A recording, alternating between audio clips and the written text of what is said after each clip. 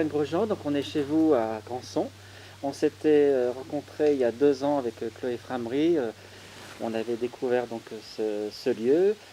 Et puis nous sommes de retour. En off, vous nous avez parlé de choses absolument passionnantes, avec ces histoires de fréquences, de capter la bonne fréquence en fonction de la manière dont on se nourrit, c'est ça? C'est-à-dire que les choses sont très simples, la vie est simple. Notre corps est composé d'un tiers de son poids de cellules, 2 tiers de liquide. Un corps de 60 kg, 20 kg de cellules, qui sont des petits laboratoires, des petits micro-organismes qui ont un appareil respiratoire, digestif, reproducteur et un cerveau. Et tout c'est grâce au travail de ce laboratoire cellulaire que nous pouvons aimer, penser, agir, que nous pouvons vivre. Alors ces petites cellules ont tout un cerveau, un appareil digestif, un appareil reproducteur, je le répète, donc il est nécessaire qu'elles soient oxygénées. Lorsque nous venons au monde, la première chose que nous faisons, c'est quoi? Respirer? On ne peut pas vivre sans respirer. On vient au monde, on le quitte dans un souffle. Et les 3/4 de notre vie, pour la plupart de nous tous, on respire du bout du nez juste pour pas mourir. Vrai ou pas? Donc il nous faut réapprendre à respirer profondément, amplement, le plus souvent possible. Et lorsqu'on a une idée tordue dans la tête, quand on respire bien, les idées tordues ont horreur de l'oxygène, elles se barrent. Alors, réapprenez à respirer, ça c'est la première chose à faire. D'ailleurs, à l'heure actuelle, il y a des milliers de personnes qui sont respirianistes, pranistes, et qui vivent sans manger, mais juste avec la respiration et la lumière. Donc la première chose, respirer. Bien, si on veut respirer longtemps. La deuxième chose que le bébé fait quand il vient au monde, après avoir respiré, c'est quoi? Tous les petits de mammifères en font autant. Manger? C'est téter. Ouais. Ils vont chercher leur nourriture.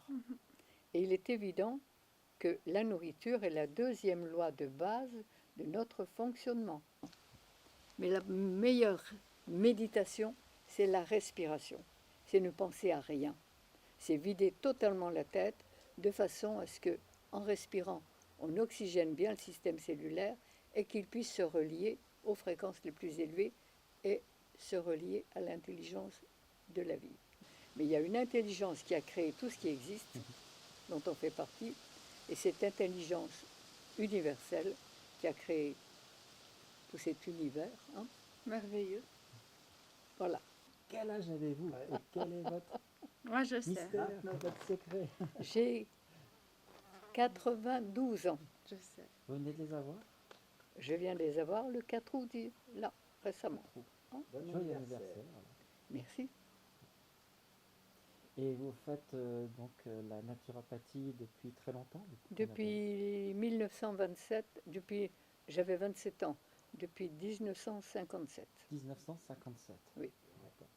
Vous avez un diplôme de médecin ou... De médecin classique? Non. Non. Je Voilà. devais être médecin.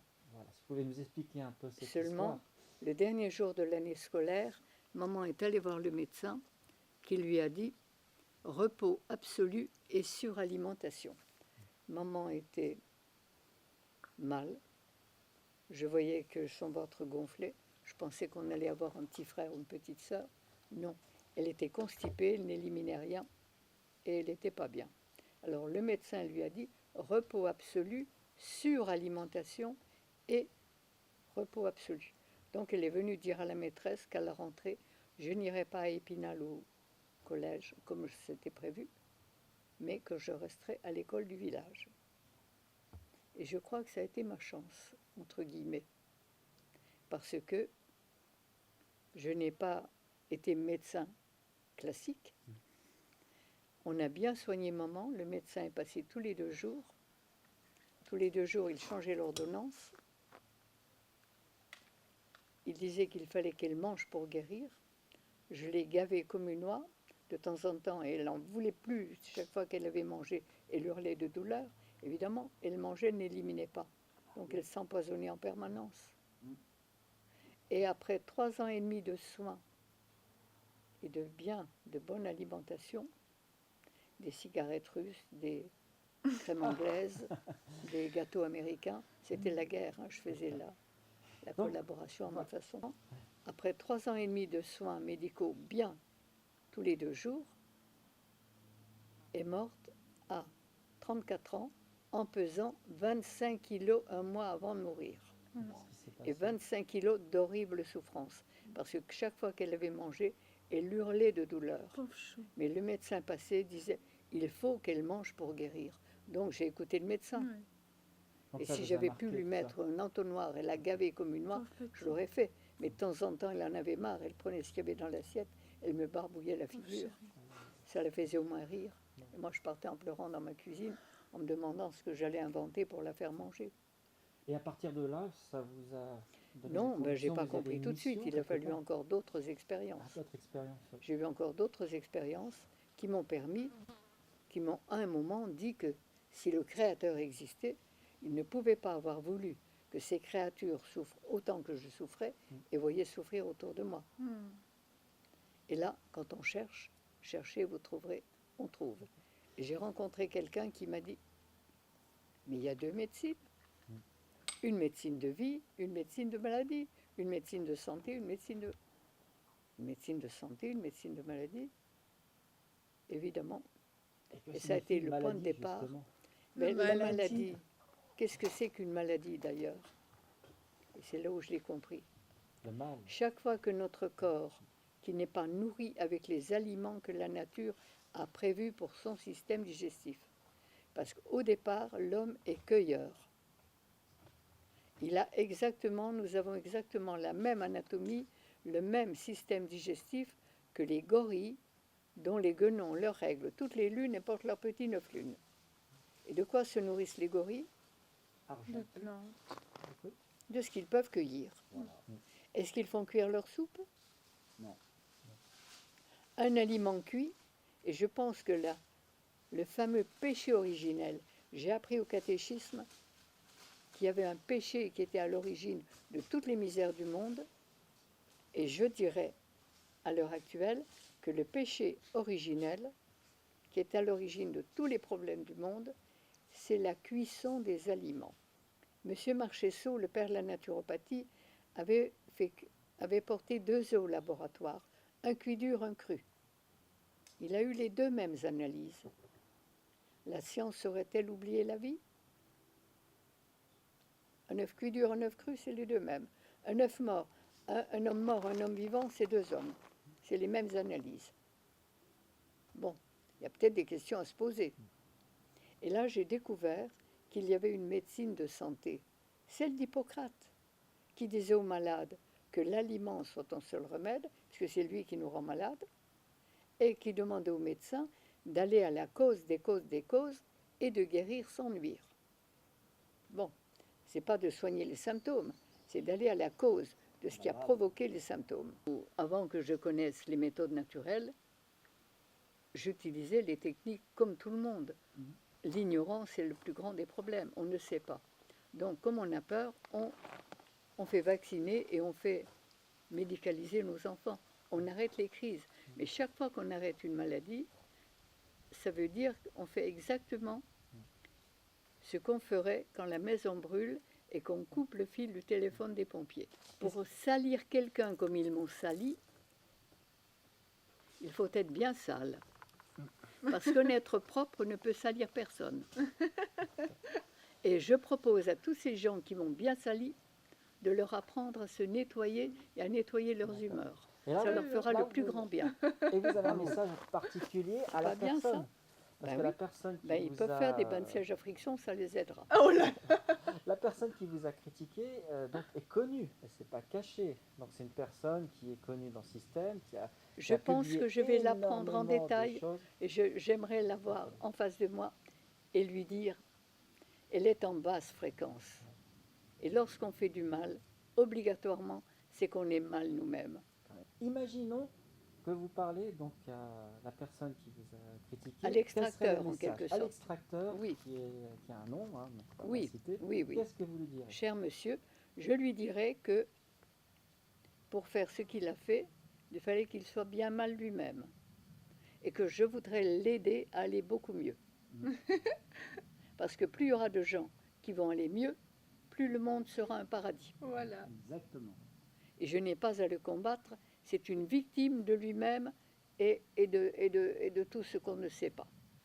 Nous sommes à ce moment-là de grandes victimes. Je l'ai été suffisamment et je sais ce que c'est. Hein? Et on est tous passés par là. Mais on peut tous sortir de là. Tous, tous, tous, et passer au-dessus des nuages, là où il y a toujours le soleil.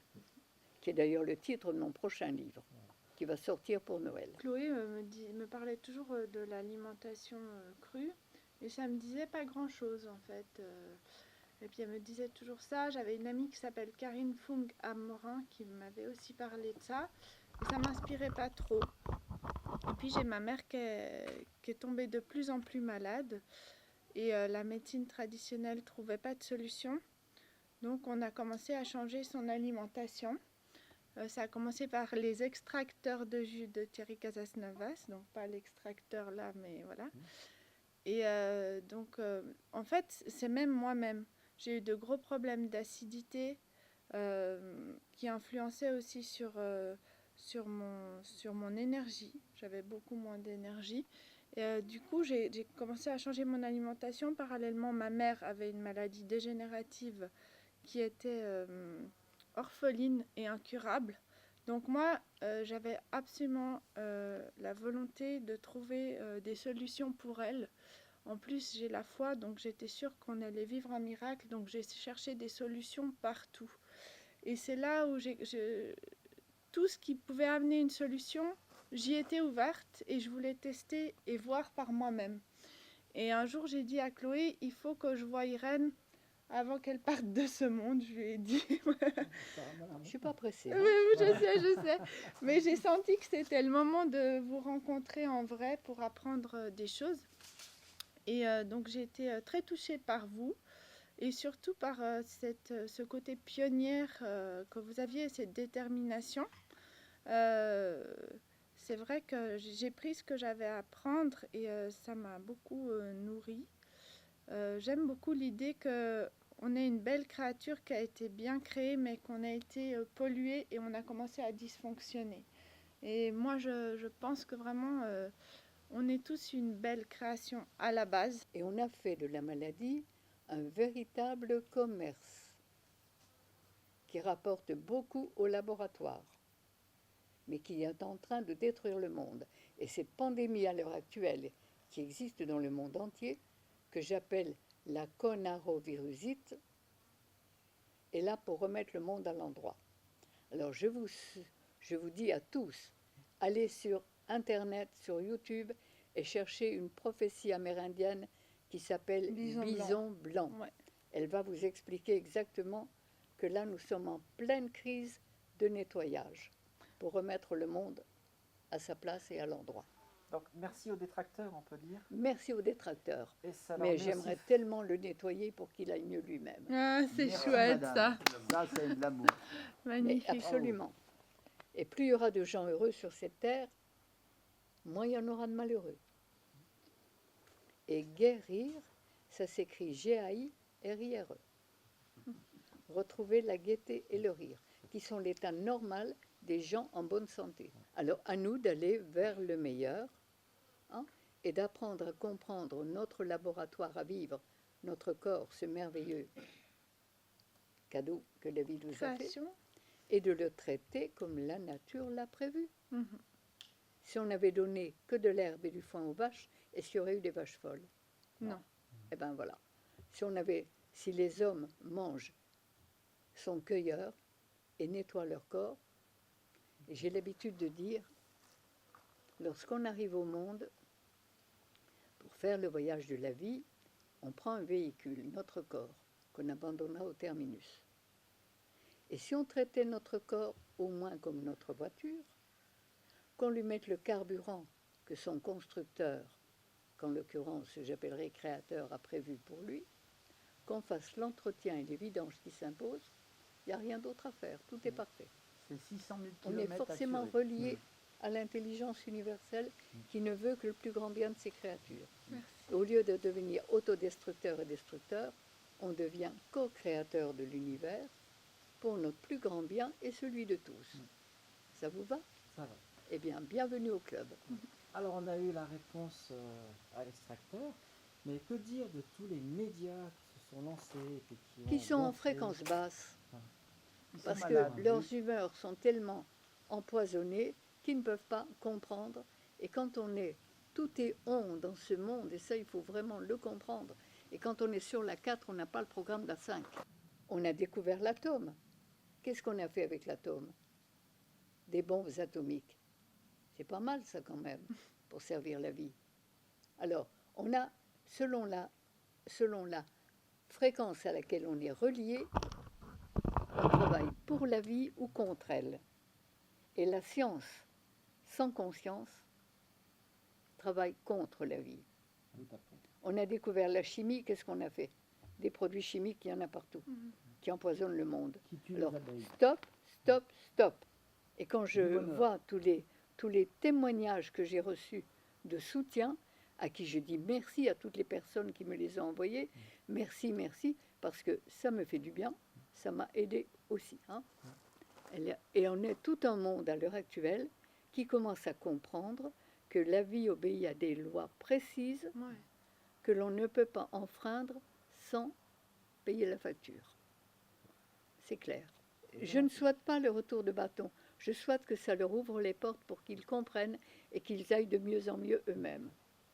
Parce que plus il y aura de monde qui va aller mieux, on n'est pas fait pour faire la guerre. Non. On n'est pas fait pour critiquer, on n'est pas fait pour combattre. La lutte et le combat sont des comportements de guerre qui ne peuvent faire que de nouvelles victimes. Alors la guerre, je n'en veux pas. Et lisez bien Bison Blanc, où il explique vraiment pourquoi c'est faire ce monde, pourquoi cette pandémie est là. Bon. À nous de faire le monde que l'on souhaite, un monde heureux, co-créatif, co-créateur de l'univers. On est tellement riche des vraies richesses de la terre, de la vie. On a tellement tout ce qu'il faut. Et j'avais lu un jour cette phrase: si je remerciais la vie pour tous les trésors qu'elle me donne, je n'aurais plus de temps pour me plaindre. Alors, gardez-la bien. Qu'est-ce qu'on a fait de Jésus? On l'a crucifié. Et pourtant? Mais il était là pour nous libérer. Et Candy et combien d'autres. Alors, mais je me réjouis d'être cela et je les remercie. Vous bénissez vos ennemis et vous leur souhaitez le meilleur. Tout à fait, exactement. Qu'ils changent de longueur d'onde. L'amour. Et qu'ils soient dans la paix, dans l'amour et dans la joie. Répondre à la haine par l'amour. Exactement. Bravo, madame. Exactement.